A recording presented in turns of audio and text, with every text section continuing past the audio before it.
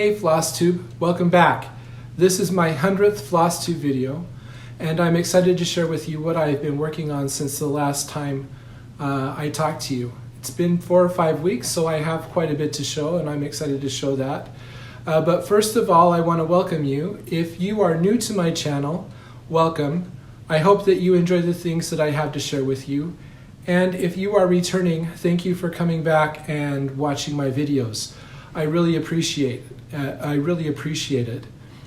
As I said, it's been 4 or 5 weeks. Things are going really well here. The Arizona summer is kind of starting to really heat up. We've had some really warm days. The family's doing well. My son is finishing school and will be down here for a week to visit us before he goes back up to work. He has a summer job in Utah, so we'll be enjoying having him around for that. Everything else is going fine. So let's get down to what I've been working on. First of all, I want to talk to you about my knitting again. As you know, I've been working on an Afghan for my daughter.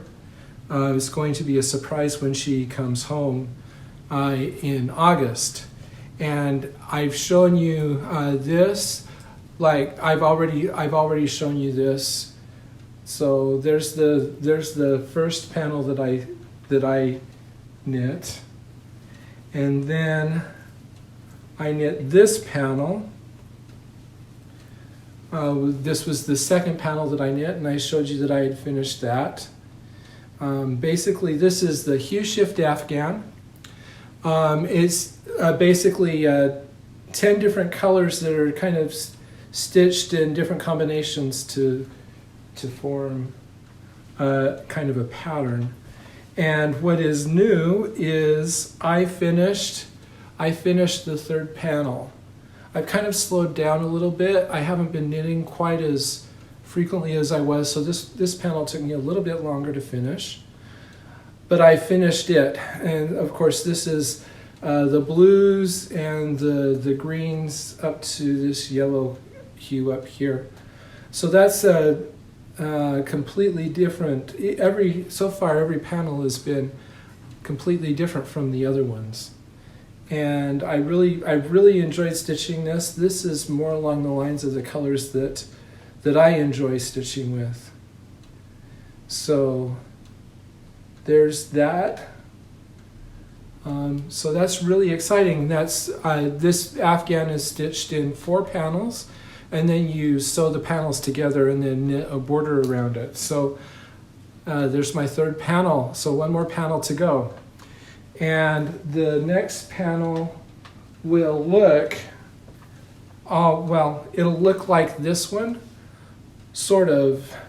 It'll be if you were to rotate this along the diagonal axis like this, the colors would go like this, right? And now this is the back, but so I've started that, and I just barely started it. I finished this a couple nights ago and started this last night. So I finished the first square, and I'm working on the second. This is working purple colors through 5 different colors. So I'm on the second square basically. So I've got a good start on that. We'll see how it goes. Probably in about another month I'll have all 4 panels knit, and then I'll have to figure out how to sew them together, which I'm not too worried about. I'll just have to pull out one of my books that talks about how to sew garter stitch together, and it shouldn't be too difficult. Okay, in my last video I talked about Amboret, which is a sampler that I have started, stitched mostly in Montenegrin stitch, and I said I had to stop because I got stuck. I didn't know how to make a transition in one of the directions, And I went into the attic. The attic ordered a book for me to help me with this. And somebody asked me, can you please let me know the name of the book? Well, the attic happened to call this week and say, we have your book for you if you want to come in and get it. So I went into the attic this morning to pick it up. I visited with Jean a little bit and I got my book. And of course this is, somebody asked me about it. It's called Autopsy of the Montenegrin Stitch. And this is the book. And I'm really impressed with it. Basically it has two different versions actually three different versions of Montenegrin Stitch.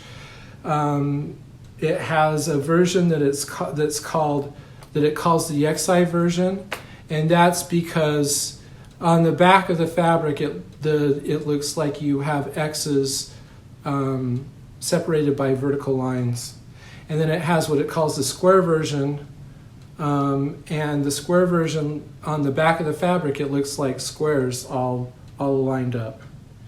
And it's really cool. I really like how this is organized. I'll show you kind of, the table of contents is really kind of cool. So all you have to do is you have to look at the arrows and look at which way you're stitching, and then that will tell you what page you want to go to. So for example, the direction that I got stuck on was this right here. If you can see, that's going from one diagonal to another. And I got confused and didn't know how to make the transition between those two diagonals. So now I know what page to go to. And you can see this is the XI, and then this is where it's talking about the square version of the Montenegrin stitch. So when I pull out Amboard again, I'm kind of excited to do that. I'll have this to help me, and that should work pretty well. So there's that book. I'm really excited to get a chance to actually use it. Okay, so let's talk a little bit about what I have been working on. And the last time that I talked to you, I said that I was going to work on Queen Anne's lace. And of course, this is Queen Anne's lace. It's a design by Marilyn, Leavitt, Imblum. Of Lavender and Lace was the company that she designed under. She actually had 3 labels, and this was her Lavender and Lace label. Of course, it's a picture of a lady in a yellow gown. And I'll show you a picture of what it looked like the last time that you saw it.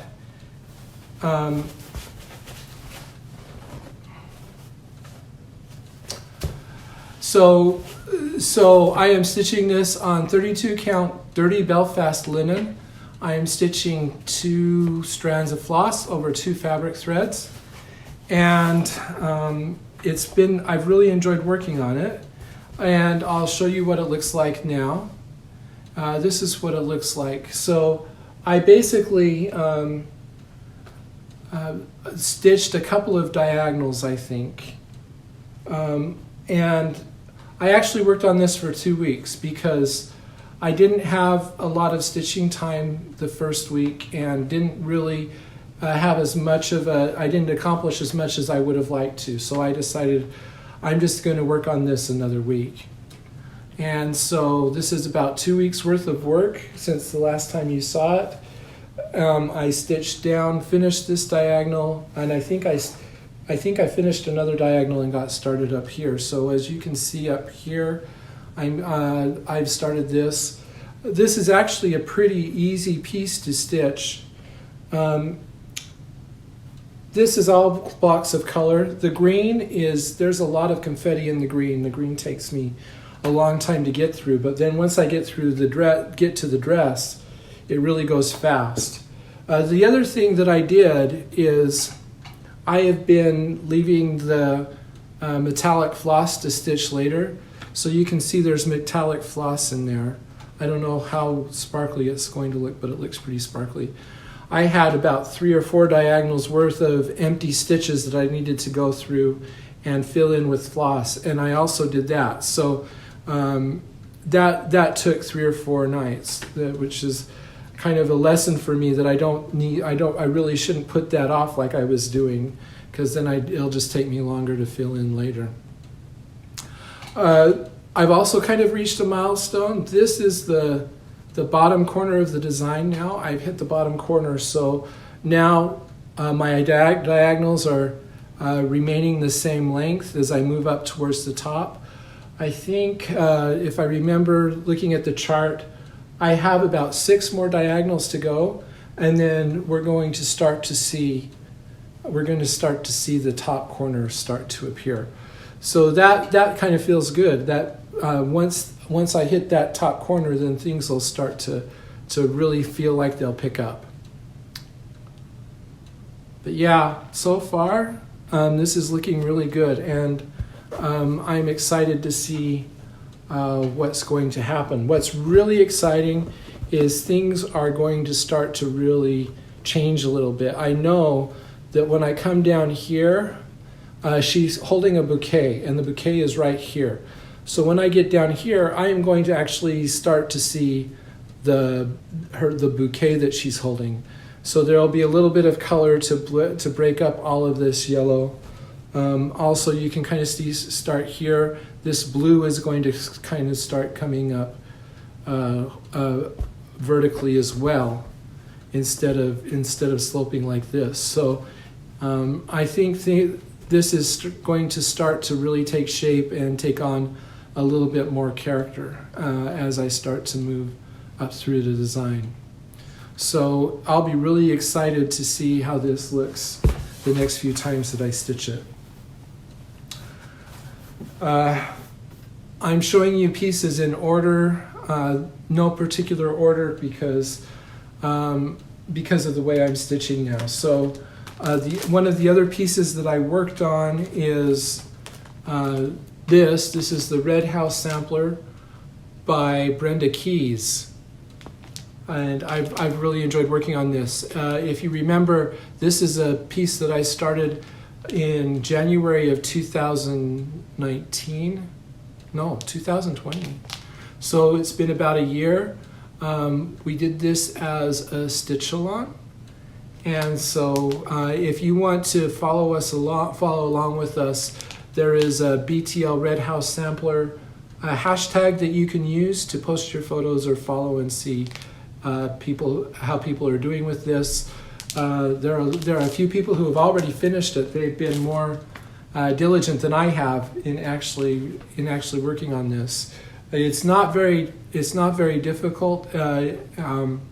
And if I had actually concentrated on stitching this to the exclusion of everything else, it wouldn't have taken me that long to finish. So anyway, I'll show you a picture of what it looked like the last time you saw it. And I am stitching this on 40 count. It's 40 count weeks parchment with the Zweigart base. So it's kind of a yellowy brown color, the fabric is. And I'm stitching with the called for DMC, 1 strand of floss over 2 fabric threads. And this is what it looks like now. So I am really happy with my progress. Let's see here. Because I finished this plant and I stitched a lot of border this week.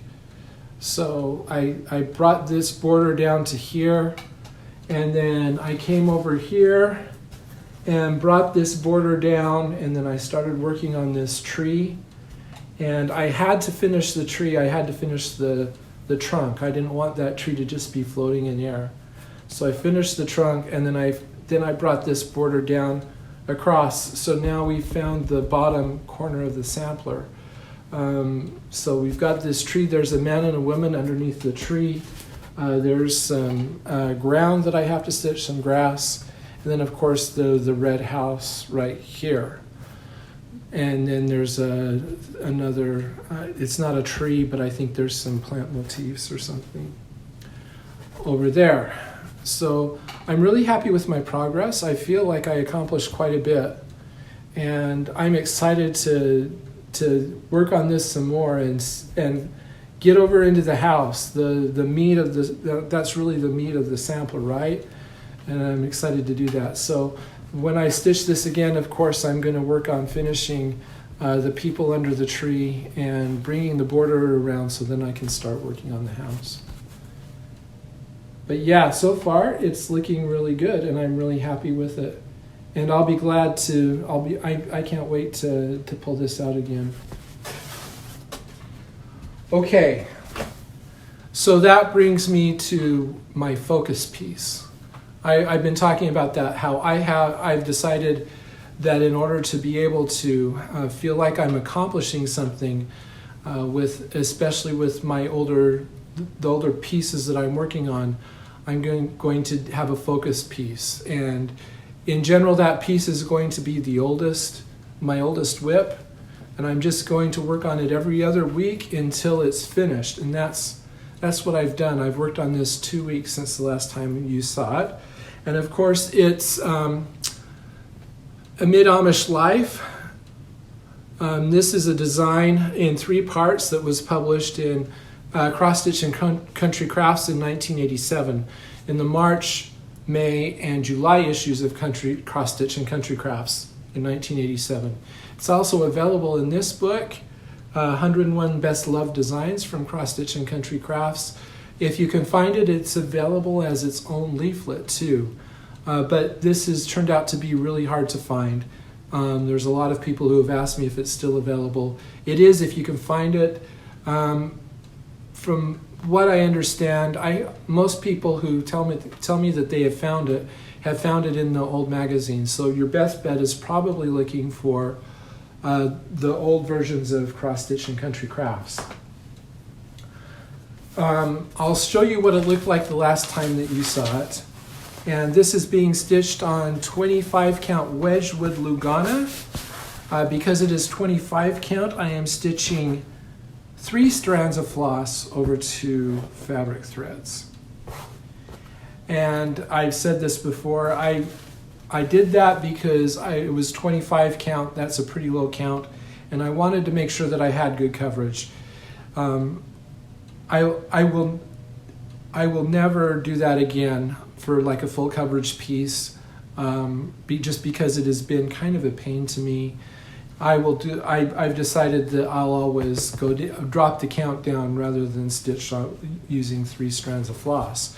Anyway, this is what it looks like now, and I've stitched a couple diagonals, a little bit more than 2 actually, and it's really starting to take shape. So I've moved away from the house now. The house is all completely stitched, and this is a great big tree right here. When I stitch the rest of the next diagonal, then this tree will look like a tree.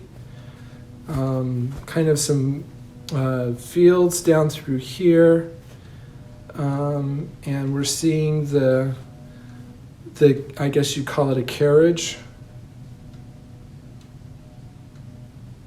And then we're hitting the garden. So this is 3 pieces, hanging the quilts, visiting the neighbors, and tending the garden. And now you can start to see the garden that is being tended. The other thing that I'm really excited about is you see this red. This is a barn, and I'm excited to get to the red barn. That will really start to take shape in the next few diagonals, and it'll actually, I think that'll really give balance to the house that's already in place.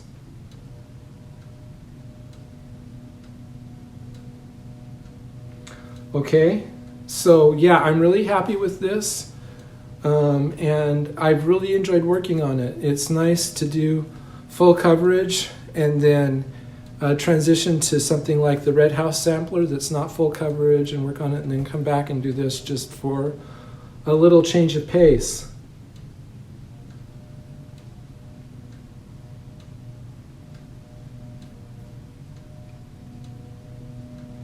But yeah, this is Amid Amish Life.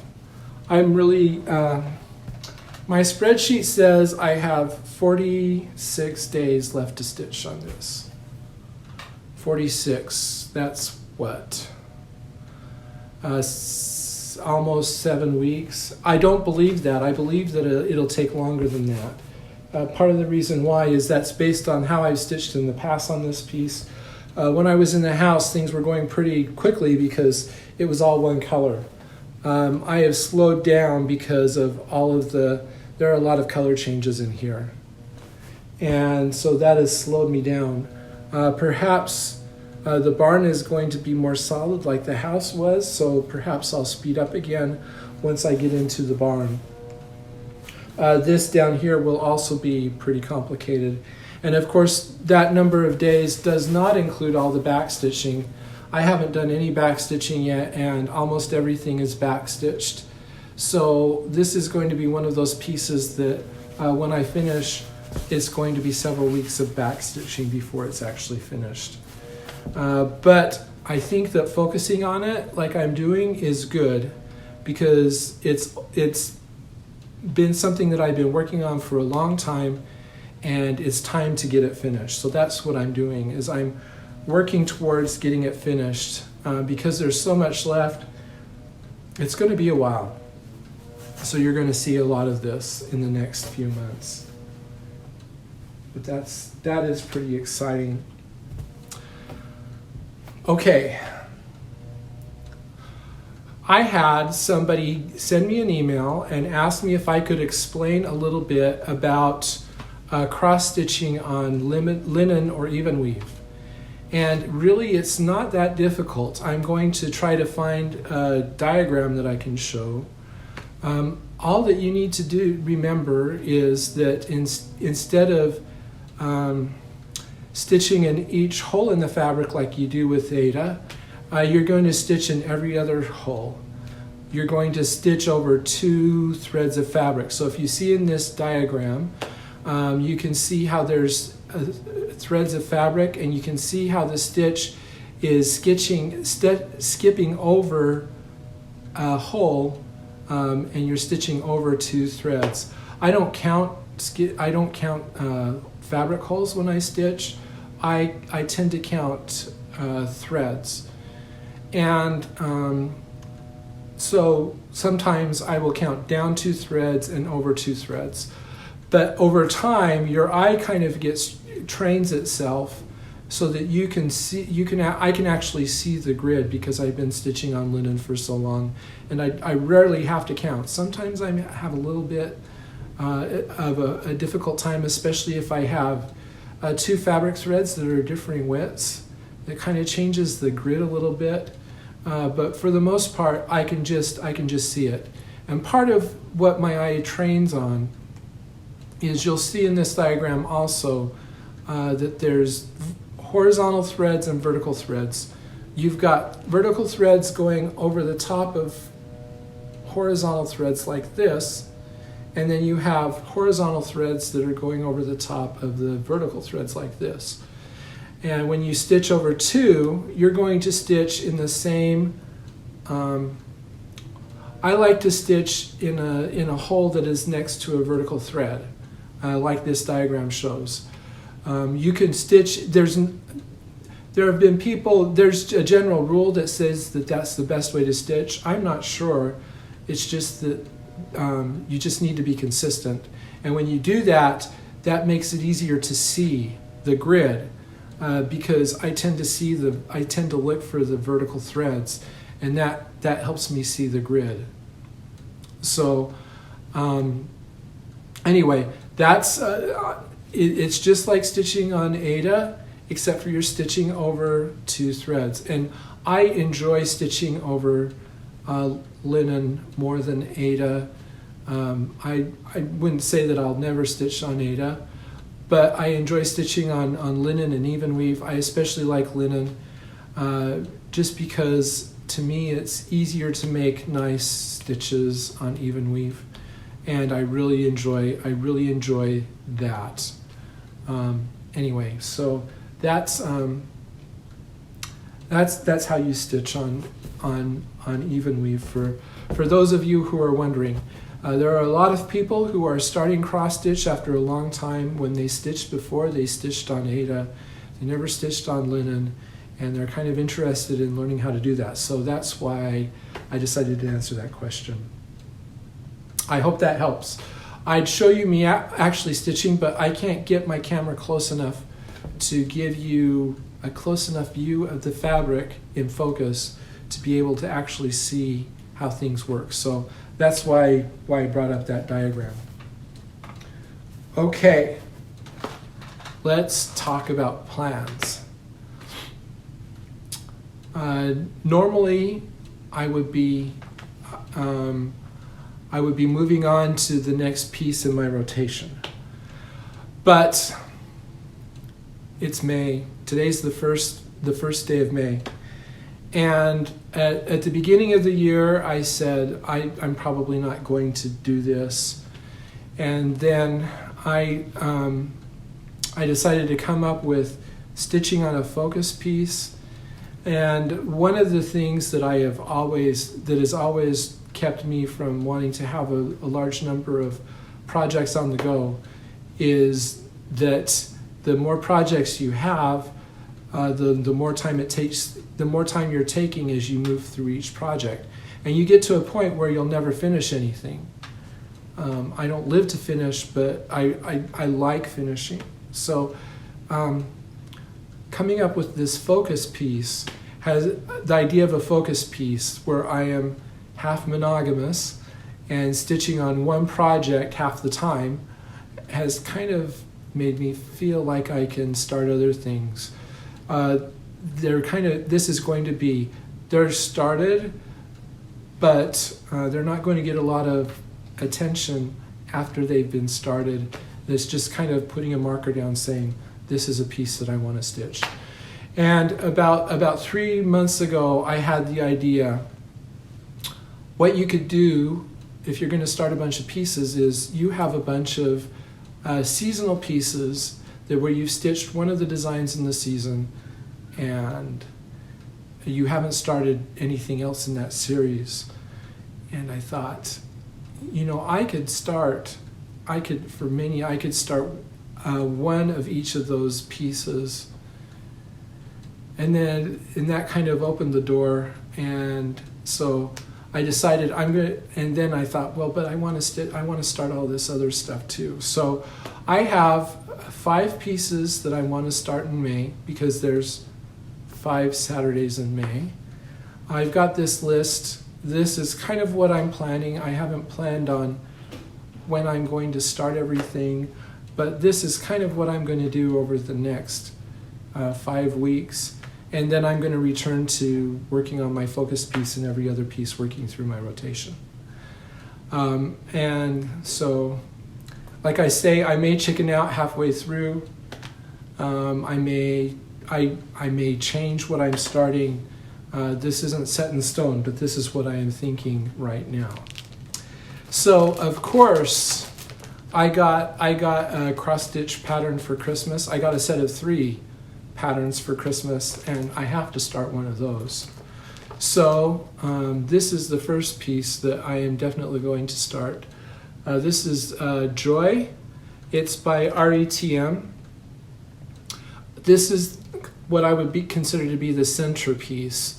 It's a Christmas piece. It's Quakers, and then in the center you can see Joseph and Mary and the baby Jesus around the word joy. I'm starting this one because it's kind of like the center. So I think this is what I am going to start this week. I think I'm going to start working on this. And I'm really excited to get this going. Partly because my kids and my wife aided and abetted them in getting me these patterns. So we've got to get this started and going. So there's the first piece. The next piece, well, I said I've got to start something in a series that I've already started. So this will meet that requirement. This is Autumn Sampler. I stitched Winter Sampler years ago, It's been like 3 or 4 years since I finished it, I think. Maybe 2, I don't know. It's been a while. This is a design by Sandy Orton of Cooler Design Studio. The winter sampler, I think it's pretty well known. It has, it looks pretty cool. I guess I'll insert a picture of my completed winter sampler right here so you can see what that looked like. This is the same kind of thing, kind of a scrapbooky look with different pictures.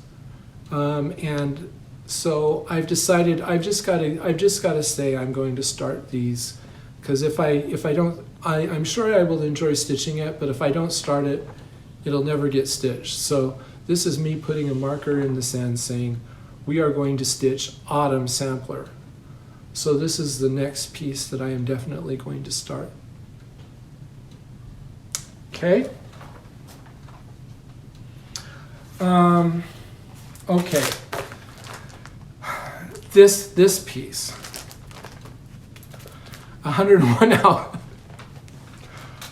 If you've been following me long, you know that I started this last year for the second time and wasn't happy with what was going on because I decided that it couldn't be stitched on 40 count, and I didn't really like the color of the fabric that I was using with these colors. So I'm going to try this for the third time. I have got some antique ivory 36 count fabric that I'm going to stitch it on, and it calls for ivory, so I think that this will work, and this should be the time when I actually start it and actually stitch it. I'm actually considering something though. In the booklet, Karen gives the suggestion of stitching all of the alphabets in black and then just doing the motifs just doing colors with the motifs. That kind of seems attractive to me. That would make the motifs really stand out. So I'm kind of considering doing that. What do you think? Do you think that would look good? Or do you think I should just keep the colors as they are? I see people working on this and just think I've got to do this sometime. So third time's the charm. And then I have 2 other pieces that I want to start. This is Anne Gott, 1848, by Needlework Press. This is a design that is available exclusively through Attic Needlework this year, and it is their stitch along for the year. I'm 6 months late, but I want to start this. I really liked it. I've been into the attic and I've seen the original reproduction. I want to see what my stitching looks like. So there's this, Anne Gott, 1848. And then I have one other sampler that I would like to start. This is Reflets des Soies, Louise Lallier. I don't speak French. 1901. This one has always interested me. And there is a stitcher on Instagram, Stitch Brat, who is stitching this. And I see her stitching it, and I just really, really want to stitch it. Ever since I saw this for the first time, I've really been intrigued by it. It's kind of, I guess this is more of a French sampler, and I just love these pictures through here. That kind of appeals to the full coverage stitcher in me, and then this border is just really cool, and I like the letters too. So there's Louise. I'd like to start that as well. So as of right now, those are the 5 pieces that I think that I'm going to start in the next month.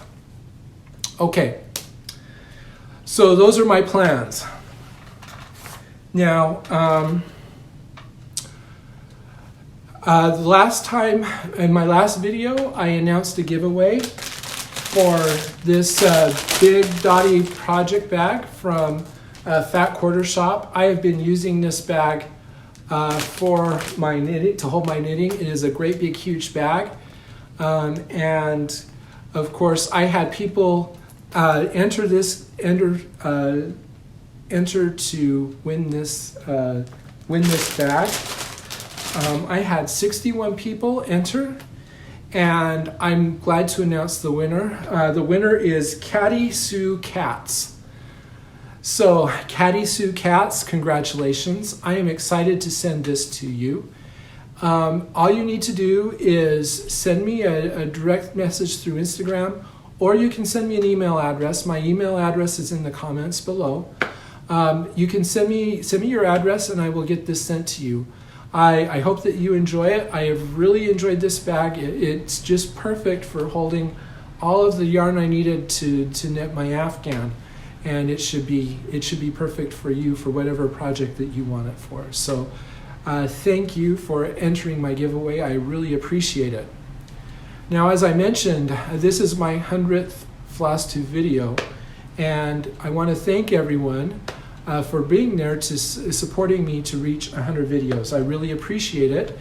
And I have several giveaways that I am announcing to celebrate 100 videos. These are all sponsored by the Fat Quarter Shop. So I want to thank the Fat Quarter Shop for these prizes that I am giving to you, that I'm offering up for a giveaway. So the first thing I have is I have a set of these stitch cards. These are 4 mini designs, and I have 1, 2, 3, 4, 5, 6. Is that right? 7. I have 7 sets of these stitch cards that I would love to give to somebody. They're just really small designs. I think you could probably stitch them all together as in one piece if you wanted, or you could stitch them individually as well. I'm sure that they're very cute little designs, and they're small enough you should be able to stitch one of these in, I would think, a day or two. It shouldn't take too long to stitch one of these. So this is this. If you want to enter the giveaway for these stitch cards, let's use the keyword cards. Okay? So that's the first giveaway. The second giveaway is I have a set of, well, it's not the entire set, but I have several of the designs in this Prim Stitch series by Lori Holt. I have Patriotism and Industry, Joy and Contentment, Peace and Plenty, Beauty and Simplicity, Faith and Endurance, Pleasant and Gentle, and Welcoming and Cheerful. Is that back to the beginning? Okay, so set of, there are 1, 2, 3, 4, 5, 6, 6 that belong to this series that I would be glad to send to somebody. So if you want to stitch these, if you would like to receive these, use the word primitive in your comments below. Okay. These, I have another set of patterns. These are kind of like appropriate for the season right now. There's some patriotic and some summery stitchy things that I'm also offering as a giveaway. So we have Stitchy Stars. That looks like it's kind of a bookmark. American Spirit, So kind of patriotic. Home Sweet Home. To me, this looks kind of summery or kind of springy. Let's see, Prim and Proper, which this looks very spring to me. And So by Row.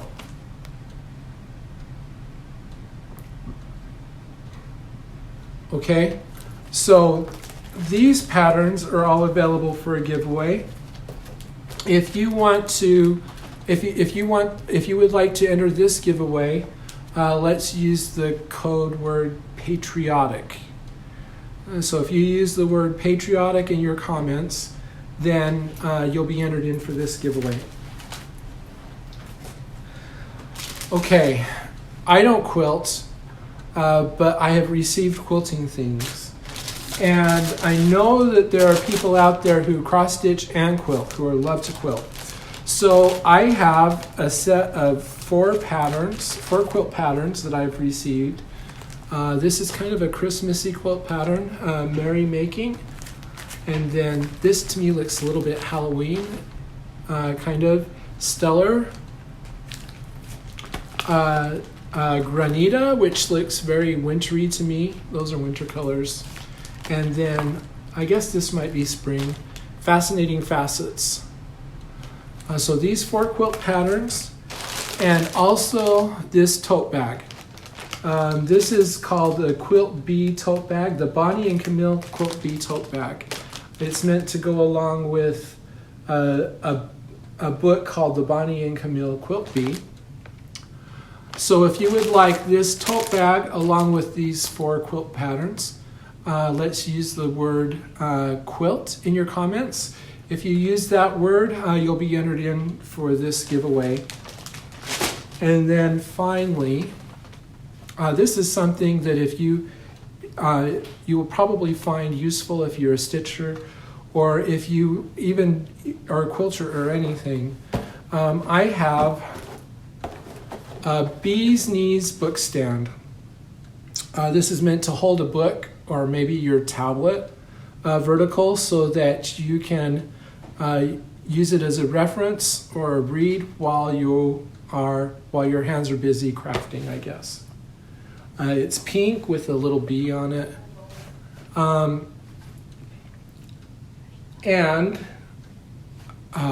So I would like to offer this up for a giveaway too.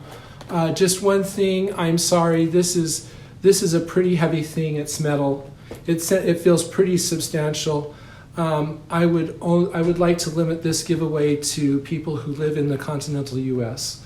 I don't want to try to ship this overseas. So if you live in the U.S. and would like to enter a giveaway for this book stand, let's use the word book. So if you use the word book in your comments, you will be entered into this giveaway as well. So those are the things that I am offering up for giveaway. I hope that you enjoy them, and feel free to enter them in the comments below. As always, you need to be 18 or have permission from a responsible adult to enter in. You will only be eligible for winning one. You can enter more than one giveaway, but if you are the winner in one of the giveaways, you'll be disqualified from being drawn from the other giveaways. So those are just kind of the basic rules, which I think are pretty general and pretty fair. Okay, so that's all I have to share with you today. Once again, thank you for spending time with me. Thank you for all of your support. I really appreciate it.